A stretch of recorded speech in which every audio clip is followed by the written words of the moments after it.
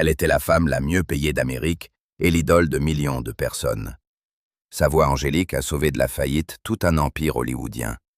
Mais tandis que le monde entier admirait son sourire, Diana Durbin vivait un véritable enfer dans une cage dorée, où les tyrans des studios lui interdisaient littéralement de grandir.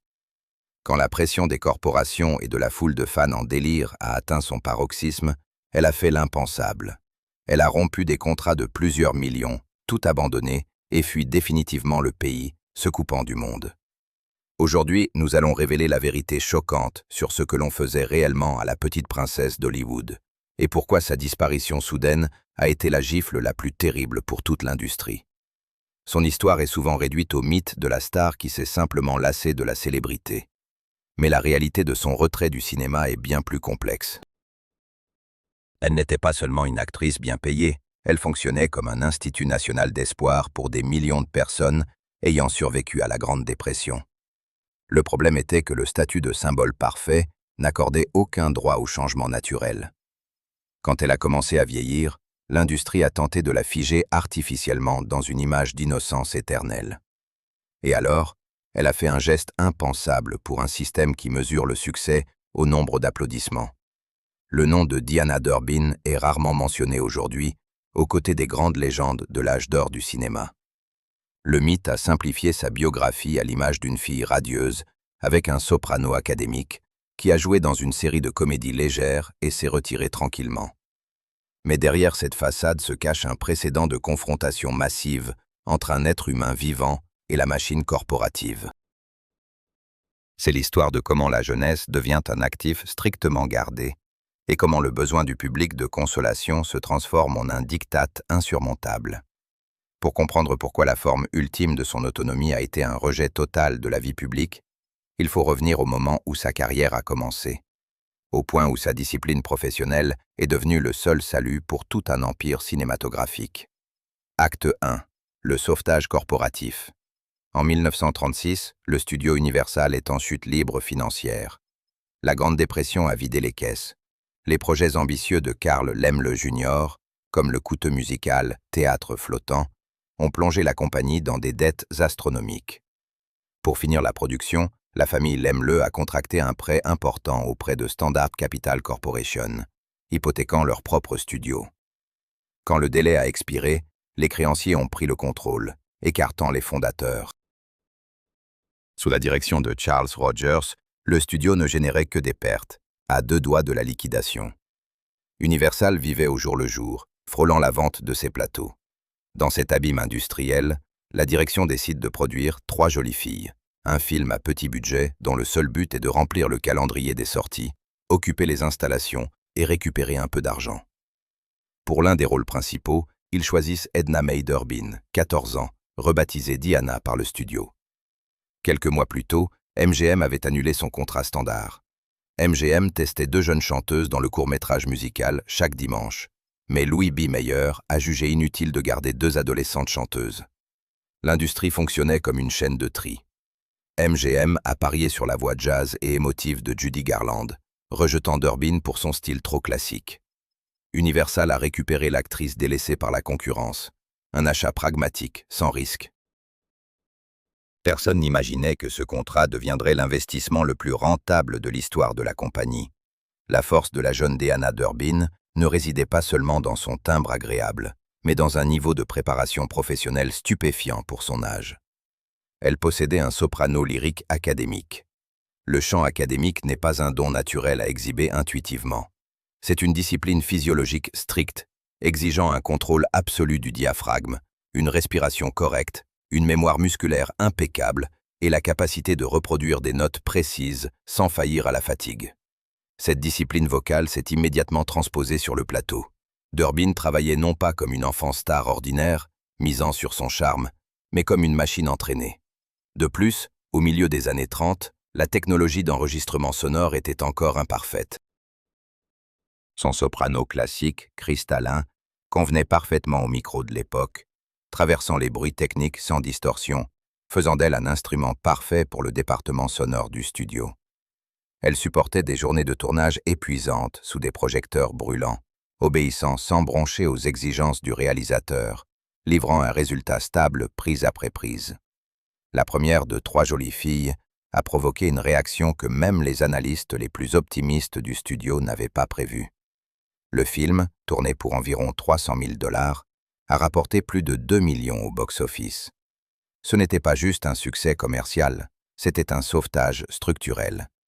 Les spectateurs faisaient la queue sur plusieurs pâtés de maison pour voir cette fille joyeuse avec la voix d'une diva d'opéra adulte. Le film a généré des profits si importants qu'ils ont permis de rembourser immédiatement les dettes les plus critiques d'Universal envers les financiers. La menace de faillite a été écartée. Un seul film à petit budget avec une adolescente a stoppé l'effondrement financier d'un empire hollywoodien. Pour la première fois depuis longtemps, les comptes du studio affichaient un solde positif stable. Ce succès a fondamentalement changé le statut de Durbin. Elle n'était plus simplement une débutante chanceuse, mais est devenue l'atout principal de sauvetage de la corporation. La direction d'Universal a rapidement compris qu'ils avaient découvert non pas un coup de chance, mais un modèle commercial reproductible. Toute la stratégie de production du studio a été réorganisée autour d'une seule personne. Les scénaristes ont reçu des instructions claires. Créer des histoires où la jeune héroïne, avec optimisme, énergie et chant impeccable, résout les problèmes complexes des adultes. Un film de Diana Durbin est né, un genre de production à part entière. Dans ces films, elle réconcilie des parents divorcés, sauve des musiciens ruinés, démasque des escrocs ou aide des chômeurs à trouver leur place. C'était une inversion des rôles, calculée mathématiquement, où l'enfant prend la responsabilité d'un monde adulte brisé. Pour assurer le bon fonctionnement de cette chaîne, le studio a assigné à Durbin le producteur Joe Pasternak et le réalisateur Henry Koster. Leur tâche principale n'était pas de créer un cinéma exceptionnel ou innovant, mais de maintenir avec précision la formule du succès trouvé. Pasternak a construit autour de l'actrice une bulle de protection productive. Réalisateurs, opérateurs, compositeurs et partenaires à l'écran étaient choisis uniquement pour leur compatibilité avec l'image de Durbin. Tout élément pouvant éclipser l'héroïne ou perturber la tonalité lumineuse du récit était systématiquement éliminé au stade de l'approbation du scénario. Le processus technique était également soumis à la préservation de l'illusion. Les opérateurs utilisaient un éclairage vif et plat pour éliminer toute ombre sur son visage, qui pourrait suggérer un vieillissement. Les costumiers recevaient des instructions strictes pour coudre des robes avec des cols Peter Pan et des ourlets conservateurs, conservant visuellement son âge. Les films avec elle étaient produits avec une régularité ininterrompue, comme des voitures sur une chaîne de montage. L'efficacité économique de ce mécanisme dépassait l'imagination et allait bien au-delà des cinémas. Universal a commencé à licencier agressivement son image. Dans les magasins, on trouvait des poupées Diana Durbin. Les grands magasins vendaient des lignes de vêtements pour adolescents à son nom. Les éditeurs publiaient ses journaux autorisés et des recueils de partitions. À la fin des années 30, elle générait environ 17% de tous les revenus de la corporation Universal. Le paiement des salaires hebdomadaires des éclairagistes, charpentiers, techniciens et même des directeurs du studio dépendait directement des recettes de son dernier musical. En 1947, elle est officiellement devenue la femme la mieux payée des États-Unis, surpassant même les dirigeants des plus grandes entreprises industrielles. Mais ses cachets personnels n'étaient qu'une petite part de l'immense capital qu'elle apportait au système. Une telle concentration de responsabilités financières sur les épaules d'une seule personne créait un piège institutionnel sans précédent. Universal ne pouvait plus se permettre de prendre des risques créatifs. Des investissements de cette ampleur exigent une prévisibilité et une stabilité absolue. Les fonctionnaires du studio ont commencé à percevoir l'innocence, la jeunesse et la joie de vivre de leur star principale, non pas comme des étapes temporaires de sa maturation, mais comme des caractéristiques permanentes, fixées par contrat, d'un produit commercial. L'image était brevetée, approuvée par le conseil d'administration et mise en production. L'âge biologique de l'actrice ne lui appartenait plus et est devenu un outil pour les actionnaires. Le succès du sauvetage corporatif était si absolu qu'il a fermé à Durbin toute possibilité de changement. La corporation, dont la survie dépendait directement des ventes d'une illusion adolescente spécifique, était obligée de protéger cette illusion par tous les moyens, jusqu'au contrôle de l'apparence et du répertoire de la star. La nécessité économique s'est transformée insidieusement, mais fermement, en un diktat stylistique rigide. La fille dont la voix académique avait sauvé le studio de la faillite devait désormais rester cette sauveuse à jamais, et le processus naturel de développement humain est devenu pour l'industrie la menace systémique principale à combattre. Acte 2. L'institutionnalisation de la pureté. En 1938, quand Diana Durbin reçoit un Oscar spécial pour la jeunesse, son comportement public est contrôlé avec la précision d'une opération militaire. La cérémonie n'est pas seulement un triomphe cinématographique, mais une vitrine pour démontrer un produit studio impeccable. Le service des relations publiques de Universal établit un règlement strict pour chaque apparition de l'actrice hors du plateau. Les intervieweurs reçoivent à l'avance des listes de sujets approuvés, expurgés de toute question sortant du cadre de son éducation musicale, de son amour pour les chiens ou de son respect pour ses parents. Les photographes n'ont pas le droit de capturer Durbin sans l'éclairage studio préalablement installé, destiné à souligner la douceur de ses traits et à masquer les signes de fatigue. Autour d'elle, une muraille invisible mais impénétrable de porte-parole, agents et accompagnatrices engagés, veille à ce qu'aucun mot spontané ou geste brusque n'atteigne les pages des journaux. Ce protocole de sécurité illustre un changement majeur dans la politique du studio. La direction de Universal comprend rapidement que le concept de « la fille parfaite d'Amérique » n'est pas la description d'une adolescente réelle, mais un standard de production rigide. L'innocence de Durbin cesse d'être une qualité organique et devient un capital soigneusement protégé par la corporation. Pour maintenir ce standard, l'industrie stérilise complètement la biographie publique de l'actrice. Les magazines pour fans publient régulièrement des articles sur sa vie modeste, ses réveils matinaux et son obéissance absolue, ignorant le fait réel de ses journées de travail épuisantes de 14 heures. Son soprano académique, nécessitant une discipline technique de fer, devient un outil pratique pour le département de relations publiques. Le chant classique est associé par le public à la haute culture, à l'ordre et à la bienséance, excluant toute intersection avec les genres de rue frivole ou le jazz rebelle.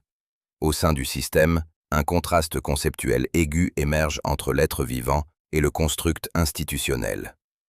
Un adolescent ordinaire forge sa personnalité à travers erreurs, changement d'humeur, doute et exploration des limites sociales. Durbin est privé de ce droit au niveau corporatif de base.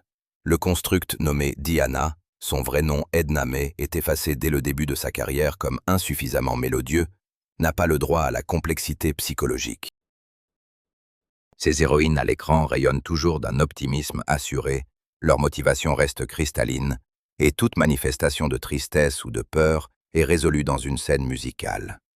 L'actrice doit correspondre à ce mannequin, non seulement à l'écran, mais aussi dans la vie quotidienne, transformant chaque sortie de chez elle en une prolongation du tournage, où sortir du rôle est interdit. Le contrôle de cette illusion s'étend à tout l'espace physique et social de la star. L'industrie convertit sa jeunesse en un produit prévisible et sûr, par un micromanagement continu. Les dirigeants du studio approuvent personnellement sa garde-robe publique, composée de robes volontairement modestes, cachant tout signe de maturation physiologique. Le flux de lettres des fans est filtré par tout un département. Durbin ne reçoit que les messages confirmant son statut de sauveuse et de modèle. Ses itinéraires, rencontres et rares heures de loisirs sont planifiés des mois à l'avance et coordonnés avec le calendrier des sorties en salle. Toute tentative de manifester une indépendance dans le choix du matériel ou simplement de montrer une fatigue adolescente naturelle est considérée par la direction non comme une expression de caractère vivant, mais comme une violation grossière de l'éthique corporative. Ce construct studio dépasse rapidement le cadre du cinéma et commence à dicter des standards de comportement pour des millions de familles américaines. La fille parfaite devient un étalon avec lequel les parents comparent leurs enfants. Les magazines publient des articles avec des titres comme « Comment élever votre propre Diana Durbin », détaillant ses régimes alimentaires supposés, son rythme de sommeil et ses règles d'étiquette. L'industrie ne vend pas seulement du divertissement, mais un manuel prêt à l'emploi pour créer un adolescent sans problème. Le paradoxe est que la véritable actrice, travaillant 6 jours par semaine sous un stress colossal, ne vit pas la vie qu'elle symbolise. Sa jeunesse est confisquée par la corporation, emballée dans du celluloïd et revendue à la société sous forme de produits consommables impeccables. À la suite de ces manipulations, un mythe public se forme, totalement dépourvu de droit à l'erreur ou au développement. Durbin devient prisonnière d'une version idéalisée d'elle-même, où l'innocence, d'une étape temporaire, se transforme en obligation professionnelle à vie. Le studio vend aux spectateurs non pas tant une actrice talentueuse chantante, mais une certitude absolue qu'il existe quelque part une personne totalement épargnée par le cynisme et les désillusions du monde adulte. L'industrie élabore une formule mathématiquement précise d'une idole impeccable, stérile, qui ne dira jamais un mot de trop, ne commettra jamais d'actes répréhensibles et ne trahira jamais les attentes de son public. C'est un contrat tacite, où l'interprète n'a qu'un seul rôle, être une icône statique de prospérité. Un tel degré de contrôle et de standardisation de l'image n'est pas le fruit d'une paranoïa accidentelle des patrons hollywoodiens ou d'un caprice personnel des producteurs. Universal dépense d'énormes ressources administratives pour maintenir cette illusion pour des raisons bien précises. Les analystes du studio lisent avec une précision extrême le climat social au-delà de leur plateau. La pureté rigoureusement réglementée, prévisible et 100% sûre de la jeune fille à l'écran n'est pas seulement une trouvaille créative réussie. Elle devient une réponse directe à une demande historique massive du public, qui se trouve dans des conditions extérieures totalement différentes, effrayantes et éloignées de la prospérité. Acte 3. Un contrat thérapeutique avec l'époque. En 1938, alors que les unes des journaux mondiaux étaient saturées de crises politiques et d'annexions territoriales, les comédies musicales légères des studios Universal pulvérisaient des records historiques au box-office. Le film « 100 hommes et une fille » remplissait les salles à travers les États-Unis, des métropoles de la côte Est aux centres industriels du Midwest. Pendant ce temps, le président Franklin Delano Roosevelt demandait régulièrement des copies fraîches des films avec Diana Durbin pour des projections privées à la Maison-Blanche.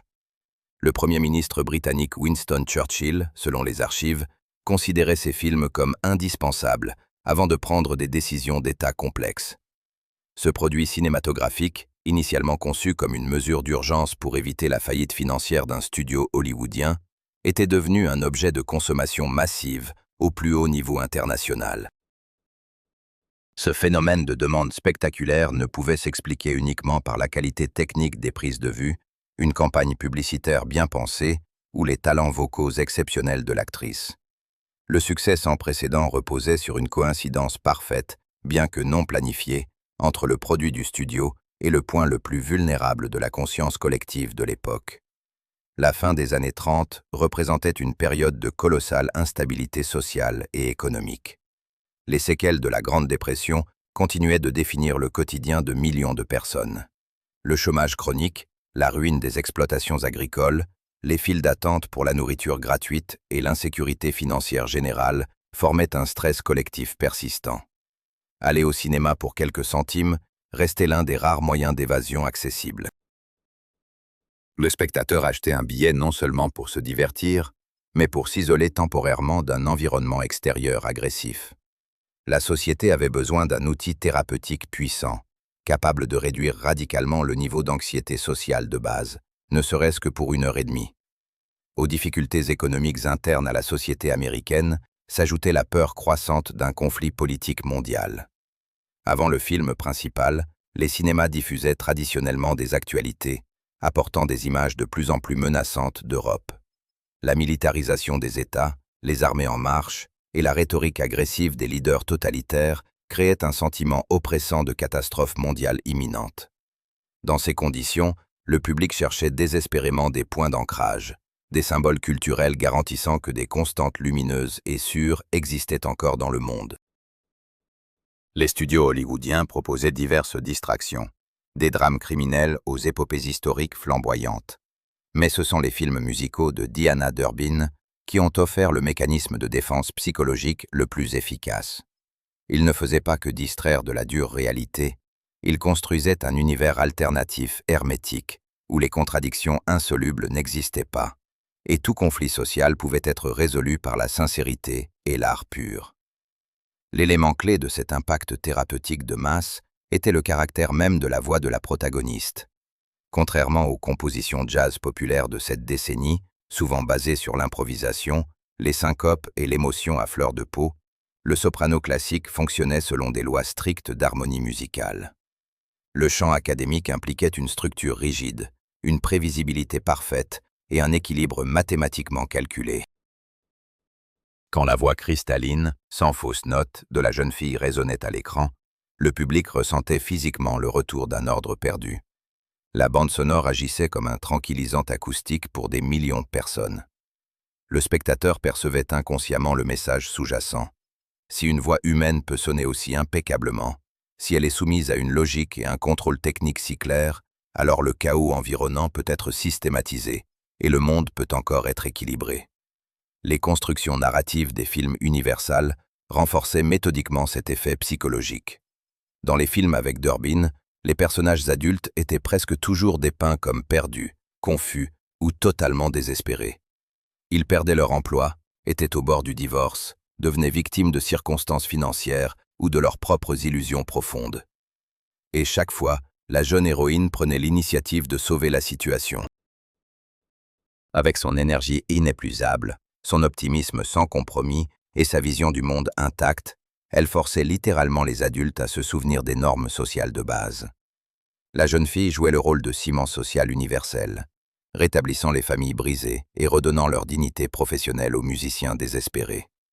C'était une inversion thérapeutique du monde réel, où les enfants devenaient généralement les premières victimes des erreurs de la génération précédente. À l'écran, l'enfant assumait la responsabilité de réparer la société brisée et réussissait toujours à mener l'affaire à une fin heureuse. Ainsi, un contrat psychologique tacite mais extrêmement solide s'était formé entre le système hollywoodien, l'actrice et le public. Le public déléguait volontairement à Diana Durbin la fonction de symbole national d'espoir. Les départements de correspondance du studio traitaient chaque semaine des milliers de lettres, où les gens exprimaient non seulement une admiration fanatique standard pour son talent, mais admettaient aussi que son image les aidait à traverser des tragédies personnelles, la pauvreté et la perte de proches. Son innocence à l'écran était perçue par le public non pas comme un rôle d'actrice, mais comme une institution protectrice réelle, une sorte de barrière entre le fragile bien-être privé et l'obscurité historique imminente. La préservation de ce symbole était perçue par l'industrie comme une tâche structurelle cruciale. Le public investissait dans cette image idéalisée ses besoins émotionnels les plus profonds, attendant en retour des garanties d'immuabilité absolue. L'actrice avait pratiquement cessé de s'appartenir. Elle était devenue la propriété fonctionnelle de l'inconscient collectif. Mais le statut de symbole vivant est toujours associé à la perte totale d'autonomie individuelle et du droit à l'évolution personnelle. La fonction thérapeutique que Durbin remplissait si parfaitement exigeait que la source de réconfort reste statique. L'espoir, selon la logique du consommateur de masse en temps de crise, n'a pas le droit de grandir, de se fatiguer, de changer ses opinions ou de modifier son répertoire musical. Le public exigeait des garanties que la jeune fille salvatrice les attendrait toujours dans l'obscurité de la salle de cinéma, prête à chanter la même chanson avec le même sourire serein, assurant l'illusion d'un temps figé. Cependant, cette convention industrielle parfaitement construite, où les intérêts économiques de la corporation cinématographique coïncidaient pleinement avec les besoins psychologiques aigus de l'époque, contenait un défaut fatal et irréparable. Elle reposait sur le déni total des lois biologiques. L'illusion de la jeunesse éternelle pouvait être artificiellement maintenue grâce à un éclairage de studio approprié, une censure stricte des scénarios, une garde-robe spécialement choisie et un contrôle total des publications dans la presse. Mais aucune réglementation corporative, même la plus stricte, ne pouvait arrêter les processus physiologiques objectifs du corps humain. Alors que le monde entier exigeait d'elle une conservation éternelle dans l'état d'adolescente réconfortante, la vraie jeune fille devant les caméras vieillissait inévitablement. Et cette maturation naturelle, inévitable, se transformait peu à peu d'un fait personnel de biographie en une menace systémique qui devait bientôt détruire tout le contrat thérapeutique établi avec le public. Acte 4. Anatomie de l'inévitable. En 1939, les dirigeants de Universal se heurtent à un problème de production qui nécessite un contrôle médiatique sans précédent et une intervention administrative directe. Pour le scénario du nouveau film musical Premier Amour, le premier baiser à l'écran de la jeune Dina Durbin, âgée de 17 ans, est indispensable. L'industrie ne considère pas ce geste physique naturel comme un simple élément d'un scénario romantique, mais comme une opération à haut risque financier. Le studio transforme délibérément cet épisode en un événement médiatique majeur pour prendre le contrôle total du processus inévitable de maturation de l'actrice. Le producteur Joe Pasternak lance une campagne nationale à travers la presse, demandant littéralement au public s'il est prêt à voir sa chouchoute grandir. Le casting pour le rôle du partenaire, finalement attribué à Robert Stack, est mené avec une attention particulière pour minimiser toute suggestion de sensualité réelle ou de passion adulte. La scène elle-même est filmée et montée de manière à paraître aussi chaste que possible. Cette étape soigneusement orchestrée est conçue comme une dose contrôlée de réalité, destinée à préparer le public au changement, mais elle devient le premier symptôme d'une crise systémique imminente. Avec l'arrivée des années 40, les changements biologiques deviennent trop évidents pour être contenus par des communiqués de presse ou des astuces publicitaires. Les traits ronds et doux de l'adolescente cèdent inévitablement la place à une structure physiologique plus marquée et formée de femmes adultes. Les anciens outils techniques utilisés par les opérateurs et les éclairagistes pour conserver son âge à l'écran commencent à échouer de manière critique. L'éclairage plat et sans ombre, qui soulignait autrefois parfaitement la naïveté enfantine, paraît désormais plat et artificiel sur un visage adulte. Les équipes techniques doivent réinventer les schémas lumineux pour tenter de préserver l'illusion de jeunesse. Le département des costumes fait face à un défi insoluble. Les robes strictes avec col Peter Pan, les manches courtes bouffantes et les jupes conservatrices, qui mettaient en valeur l'angularité adolescente, paraissent désormais contraignantes et franchement ridicules sur une silhouette formée. La caméra cinématographique, un outil absolument objectif. Elle enregistre impassiblement la réalité, montrant aux spectateurs et aux dirigeants du studio que le temps ne peut être arrêté, même dans le plus coûteux des plateaux hollywoodiens. Mais c'est la voix, principal atout professionnel de l'actrice, qui subit les changements les plus critiques. Le soprano académique, sur lequel repose tout le mythe du studio et le succès financier de Universal, commence à se transformer naturellement. À mesure que l'appareil vocal se forme, la voix de Durbin devient plus dense, plus volumineuse et plus lourde. De nouveaux harmoniques apparaissent, une richesse timbrale profonde et une gravité caractéristique d'une interprète d'opéra mature. La légèreté et la clarté cristalline, presque aérienne, qui servaient autrefois de tranquillisant acoustique parfait pour le public anxieux de l'époque de la Grande Dépression, cèdent la place à un son plus complexe. Ce changement physiologique est impossible à masquer lors de l'enregistrement sonore. Le timbre adulte transmet une expérience adulte, détruisant l'illusion sonore du chant enfantin insouciant. De plus, la voix alourdie exige structurellement un autre répertoire musical. Chanter des chansons adolescentes légères avec un soprano d'opéra mature devient stylistiquement inapproprié. Au printemps 1941, ce processus objectif de maturation reçoit non seulement une confirmation physiologique, mais aussi sociale officielle. Dina Durbin épouse l'assistant réalisateur Vaughn Paul. Le studio tente d'assimiler cet événement en transformant le mariage en un spectacle médiatique grandiose, avec des milliers de fans devant l'église, essayant d'intégrer le mariage dans le cadre d'un conte de fées hollywoodien familier. Mais dans le contexte du récit corporatif construit, ce pas représente une violation fondamentale. Le statut de femme mariée place automatiquement l'actrice dans la catégorie des adultes autonomes, ayant leur propre vie personnelle, leur foyer et leur autonomie. Cela entre en contradiction directe avec le concept de fille idéale de l'Amérique, qui, selon un contrat tacite, appartient exclusivement à ses parents à l'écran et aux spectateurs dévoués dans la salle de cinéma. Cette dissonance cognitive se reflète immédiatement dans la perception de ses projets professionnels.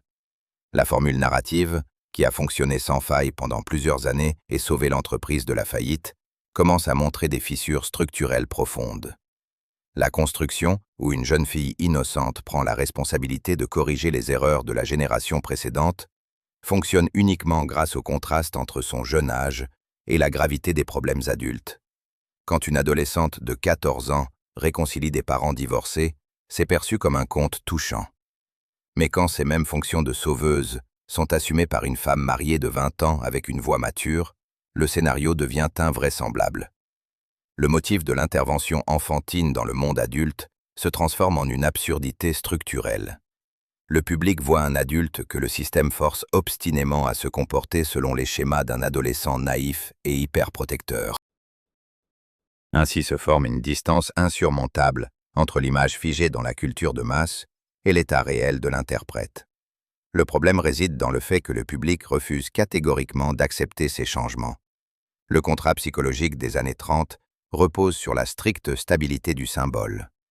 Sur fond de Seconde Guerre mondiale qui commence en Europe et d'une anxiété mondiale croissante, le besoin de la société américaine pour un îlot de stabilité sûr et immuable devient encore plus aigu. Accepter la maturation de Durbin signifie pour le spectateur reconnaître le passage irréversible du temps et la perte du principal outil thérapeutique de la décennie passée. Le fait biologique de sa maturation est perçu par la conscience collective non pas comme une étape naturelle de la vie humaine, mais comme une rupture de promesse, une sorte de trahison.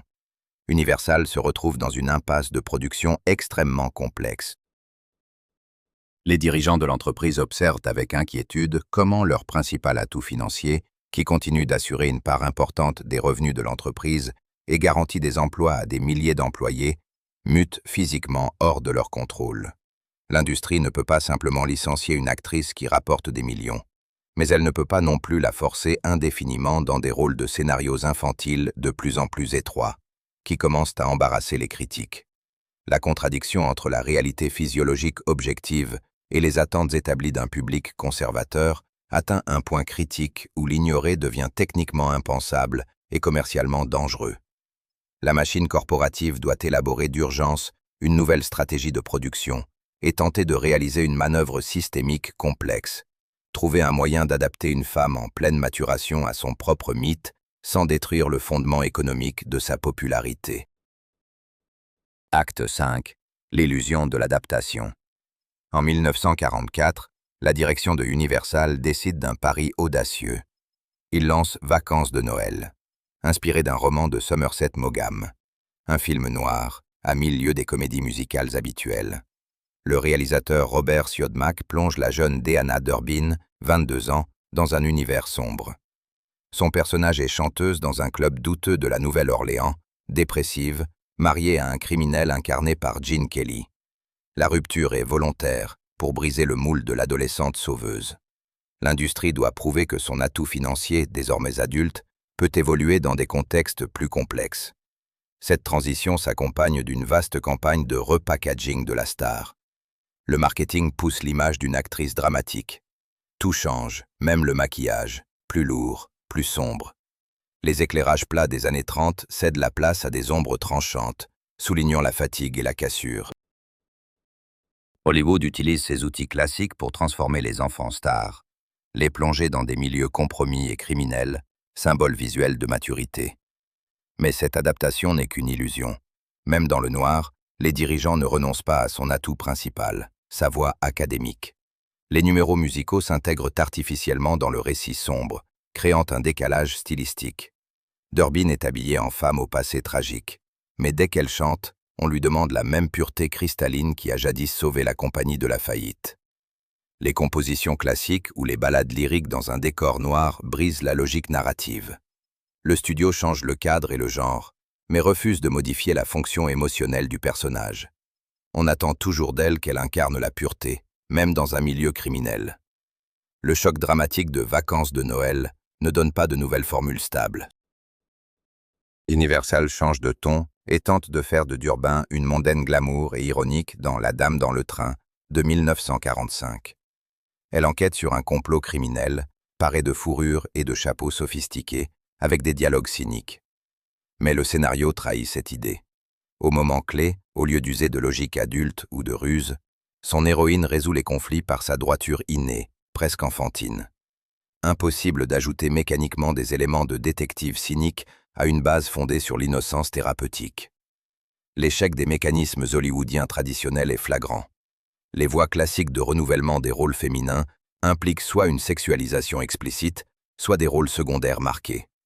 Mais la marque d'Urbain résiste à ces méthodes. Son image est trop ancrée dans la perfection morale pour intégrer un sous-texte érotique. Les scénaristes la placent dans des situations typiques d'actrices adultes. Triangles amoureux, intrigues, enquêtes criminelles. Mais les dirigeants, visionnant les rushs, prennent peur et adoucissent les angles au montage. La machine corporative enferme l'actrice dans un cycle infini de demi-mesures. Chaque tentative de lancer une version renouvelée de la star échoue, car le cadre rigide de la fille idéale transparaît toujours. Le conseil d'administration craint de détruire le socle économique de sa popularité. Le système lui permet de grandir dans les scénarios, mais lui interdit de cesser d'être un symbole lumineux. Cette incohérence révèle un problème plus profond. La véritable barrière à son développement professionnel n'est pas le conservatisme des producteurs, mais le mécanisme même de la perception du public. Acte 6. L'impasse invisible. En 1947, le ministère des Finances des États-Unis publie son rapport annuel sur les revenus des citoyens.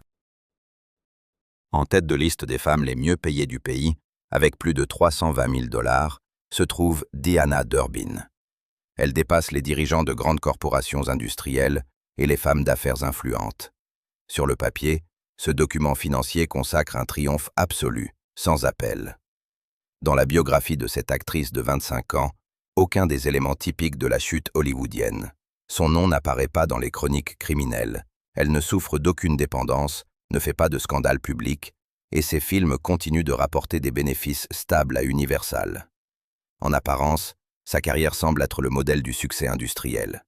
Pourtant, c'est à ce moment de succès économique suprême qu'une impasse conceptuelle profonde, invisible aux yeux extérieurs, se forme. Une impasse sans précédent dans le système des studios de l'époque. Cette crise n'apparaît pas dans les rapports financiers, mais dans les sacs de courrier livrés chaque jour au service des relations publiques. En analysant la réaction du public aux films expérimentaux où l'actrice tente des rôles dramatiques adultes, les sociologues des studios rencontrent un phénomène inédit. Le public ne critique pas la qualité des scénarios, le travail de la caméra ou son jeu d'actrice. L'audience se plaint massivement du simple fait que Diana Durbin ait changé.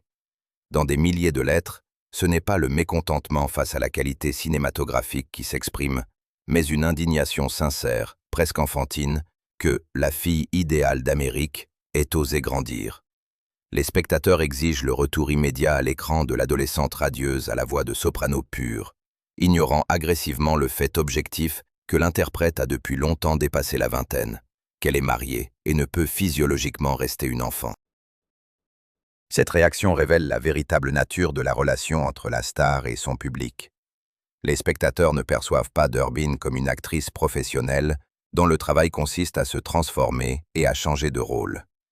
Pour des millions d'Américains ayant vécu la Grande Dépression puis l'expérience traumatisante de la Seconde Guerre mondiale, elle est devenue un symbole personnel, intime, de sécurité. Le contrat psychologique, scellé dans les années 30, s'avère plus solide que n'importe quelle obligation légale. Les gens vont au cinéma non pas pour suivre le développement du talent dramatique de l'interprète. Ils achètent un billet pour l'effet thérapeutique, pour revivre ce sentiment de calme et d'ordre qu'elle leur offrait 10 ans auparavant. Quand l'actrice tente de dépasser la fonction de symbole lumineux et de transmettre des émotions complexes à l'écran, le public voit cela non comme une croissance artistique, mais comme une atteinte à leurs propres souvenirs heureux. Cela crée une forme spécifique de piège industriel. Le conflit hollywoodien classique repose généralement sur l'opposition entre l'artiste indépendant et la corporation rigide. Mais dans le cas de Durbin, les principaux gardiens ne sont pas les producteurs, mais ses propres fans dévoués. Universal ne fait que répondre à cette demande massive, paniquée à l'idée de perdre un profit garanti. Les dirigeants de la compagnie voient les données des sondages et prennent la seule décision commerciale qu'ils comprennent, forcer une femme adulte à régresser. Dans ces films tardifs, des éléments de ses anciens succès sont artificiellement réintroduits. Des situations comiques absurdes, des dialogues naïfs à l'excès et des numéros vocaux obligatoires qui n'ont plus de lien organique avec le sens du film. La machine de production tente de la conserver dans un état de jeunesse éternelle, forçant une femme de 25 ans à jouer les réactions d'une adolescente de 14 ans. La tragédie de cette situation réside dans son invisibilité absolue pour le monde extérieur. Dans une industrie où le succès se mesure aux recettes au box-office et au cachet, les plaintes sur l'impossibilité de croissance créative sont perçues par la presse comme les caprices d'une star gâtée. Durbin n'a pas d'ennemis évidents contre lesquels elle pourrait entrer en conflit ouvert. Comment déclarer la guerre à des gens qui vous aiment sincèrement et vous envoie des lettres émouvantes de tout le pays. Comment poursuivre des millions de spectateurs qui veulent simplement que vous souriez à nouveau avec ce sourire emblématique d'avant-guerre? Cette impasse est tissée d'adoration et de chèques élevés. La lutte pour le droit à l'évolution personnelle se transforme en lutte contre son propre public, un conflit impossible à gagner sans détruire le fondement même de sa profession publique. La deuxième, plus profonde étape de cette crise touche à la nature même du mythe public. Il devient évident que sa personnalité et son personnage à l'écran sont perçus par la société comme une entité indivisible. L'industrie ne laisse aucun espace pour son existence réelle. Quand elle rentre du plateau, la presse continue d'exiger d'elle qu'elle corresponde à l'idéal appris. Les journalistes cherchent dans sa vie privée des confirmations de son infaillibilité à l'écran, et toute complication inévitable de la vie, comme son divorce avec son premier mari, est perçue par le public non pas simplement comme une circonstance personnelle, mais comme l'effondrement d'une illusion nationale. Le droit à l'erreur, à la faiblesse, au doute, des droits fondamentaux pour tout adulte en devenir, lui sont systématiquement retirés. Il s'avère que le statut de symbole vivant de l'espoir est un contrat avec un niveau de tolérance zéro à la réalité. En 1948, cette situation atteint son apogée de production. Universal, cherchant à plaire au public, continue de lui proposer des scénarios qui ne sont que de pâles, fausses copies de ses premiers succès. Des films comme « Pour l'amour de Marie » montrent un décalage flagrant, visuel et sémantique, entre la femme mûre et accomplie à l'écran et les répliques infantiles qu'elle est forcée de prononcer. Durbin exécute méthodiquement ses tâches, mais son aliénation de son propre personnage devient totale. Elle se trouve à l'intérieur d'un mécanisme parfaitement fonctionnel, qui produit sans cesse du réconfort pour les masses, mais ce mécanisme n'a plus aucun rapport avec sa vie réelle. Le public a gagné. Il a réussi à protéger ses souvenirs du cours réel du temps. L'actrice est confrontée à un dilemme sans solution de carrière standard. Rester à Hollywood signifie accepter volontairement de devenir une fonction de musée à vie. Cela signifierait porter chaque jour le masque de la fille qu'elle n'est plus et chanter pour des gens qui refusent catégoriquement de la voir comme une adulte. Le système lui propose une disparition confortable et bien rémunérée en tant que personne en échange de sa préservation en tant que symbole. Pour briser ce cercle vicieux d'adoration et d'exploitation industrielle, il faut un acte radicalement en dehors de la logique hollywoodienne. La situation atteint une limite où le seul moyen de préserver son identité est de détruire complètement la règle fondamentale du jeu de la célébrité. Acte 7. La stratégie de disparition.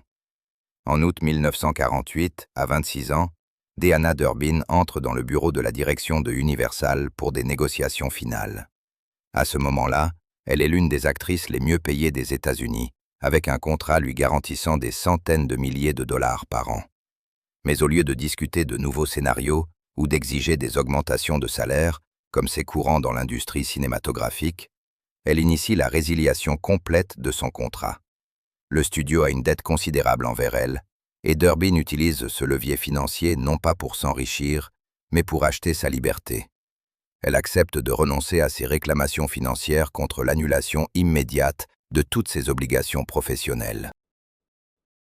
Ce geste juridique marque le début de l'un des départs de carrière les plus atypiques de l'histoire d'Hollywood. Quitter l'industrie cinématographique à cette époque est strictement codifié. Les stars de cette envergure quittent généralement les écrans après une série d'échecs au box-office, de scandales publics retentissants, de dépendances destructrices ou d'un passage progressif à des rôles secondaires liés à l'âge. Durbin ignore tous ces protocoles industriels établis. Son refus de continuer à tourner n'est pas accompagné de crises de nerfs, d'accusations publiques contre les producteurs ou de conférences de presse sur la recherche de nouvelles voies créatives. C'est une opération froide, méthodique et totalement volontaire de démantèlement de sa propre notoriété. Elle ne démissionne pas seulement d'une entreprise spécifique. Elle rompt unilatéralement ce contrat psychologique de longue date avec le public de masse, qui l'obligeait à être un symbole national de réconfort. En 1950, cette rupture prend une dimension géographique claire. L'actrice épouse le réalisateur français Charles David, qu'elle a rencontré sur le tournage de Lady on a Train. Peu après leur mariage, elle quitte définitivement les États-Unis et s'installe en France, dans une petite maison de ferme à Naufle-le-Château, près de Paris. Cette migration transatlantique n'est ni une pause créative, ni une tentative de changer de marché cinématographique. La distance géographique devient un outil pour créer un périmètre physique et informationnel impénétrable. Elle se déplace consciemment dans un espace où le système des studios hollywoodiens n'a ni juridiction administrative, ni levier de pression sociale. À son nouvel emplacement, Durbin instaure un régime de contact zéro, strict avec les médias. Les journalistes des grands journaux américains et européens, cherchant à obtenir des interviews exclusives avec la star disparue, sont systématiquement arrêtés aux portes. Elle refuse systématiquement de participer à des séances photos pour les chroniques mondaines, ignore les offres des grandes maisons d'édition pour écrire ses mémoires, et ne participe pas aux festivals de cinéma internationaux. Dans un système où la présence publique est le principal capital d'une personne, son silence total est perçu par la presse comme une anomalie. Les reporters tentent longtemps d'interpréter son isolement comme un signe de profonde dépression ou une tactique complexe pour augmenter sa valeur avant un retour triomphal inévitable, incapables de croire que le refus de l'attention mondiale puisse être un choix définitif. Les fonctionnaires d'Hollywood refusent également d'accepter la réalité de cette disparition. Tout au long des années 50, son ancien producteur Joe Pasternak, qui travaille désormais chez MGM, lui envoie régulièrement des scénarios de comédie musicale à gros budget. L'industrie essaie de la ramener dans le circuit, offrant des conditions financières colossales. Elle reçoit des demandes de producteurs de théâtre de Broadway, des propositions pour des émissions spéciales à la télévision et des rôles en duo avec le célèbre ténor Mario Lanza. Toutes ces initiatives se heurtent à des refus standards, polis mais catégoriques. Chaque offre rejetée prouve que son déménagement n'est pas une décision impulsive d'une actrice fatiguée, mais une stratégie cohérente pour protéger son identité personnelle de l'exploitation industrielle continue. L'analyse de ces refus montre une profonde compréhension par l'actrice des mécanismes de la culture de masse. Durbin sait que tout accord pour un soi-disant comeback se transformerait inévitablement en acte de spéculation sur la nostalgie. Si elle revenait à l'écran, même dans un rôle dramatique complexe, la machine marketing vendrait toujours aux spectateurs les souvenirs de la fille parfaite de l'époque de la Grande Dépression. L'industrie ne lui offrirait jamais une page blanche. Ses nouveaux travaux seraient toujours évalués à travers le prisme du même mythe thérapeutique qu'elle a laissé derrière elle. Le refus de revenir est le seul moyen fiable de ne pas devenir complice de la consommation continue de son propre passé. En 1958, 10 ans après avoir quitté le cinéma, elle brise le silence une seule fois, envoyant une courte lettre à un journaliste américain contenant une explication conceptuelle exhaustive de son statut. Dans ce message, elle déclare clairement que le personnage public nommé Diana Durbin a cessé d'exister. La fille dont le champ académique a sauvé la corporation de la faillite et apporté un sentiment de sécurité à des millions de spectateurs anxieux n'était qu'un personnage fonctionnel dont la durée de vie a expiré. La femme qui a écrit cette lettre souligne qu'elle vit une vie privée sous le nom d'Edna May David et n'a rien à voir avec l'illusion celluloïde des années 30. Cette déclaration devient un acte de séparation définitive entre l'être biologique et le produit des studios. Ce pas radical révèle une vérité paradoxale sur la nature de la popularité. Parfois, la forme suprême d'autonomie ne réside pas dans le fait de rester et de tenter de changer le système industriel de l'intérieur, mais dans le fait de priver complètement le système de tout accès à soi. En restant à Hollywood, elle aurait été condamnée à un rôle à vie de pièce de musée vivante, obligée de s'excuser sans fin auprès du public pour ses propres rides et sa voix changeante. En disparaissant, elle prive le public de la possibilité de disséquer son vieillissement et de regretter sa jeunesse perdue. Elle laisse aux spectateurs exactement ce qu'ils demandaient avec tant d'insistance, un symbole d'espoir statique, immuable, figé sur pellicule, intemporel. La stratégie de disparition totale s'avère être le seul outil efficace de préservation de soi. En bloquant l'accès médiatique à sa biographie, elle récupère les droits humains fondamentaux que la corporation lui avait systématiquement retirés. Le droit au silence personnel, le droit au changement naturel lié à l'âge, et le droit de ne pas être le réconfort collectif de qui que ce soit. Dans l'histoire du XXe siècle, où le statut de célébrité devient progressivement la principale monnaie sociale, son choix reste un exemple sans précédent de refus froid du pouvoir de l'illusion.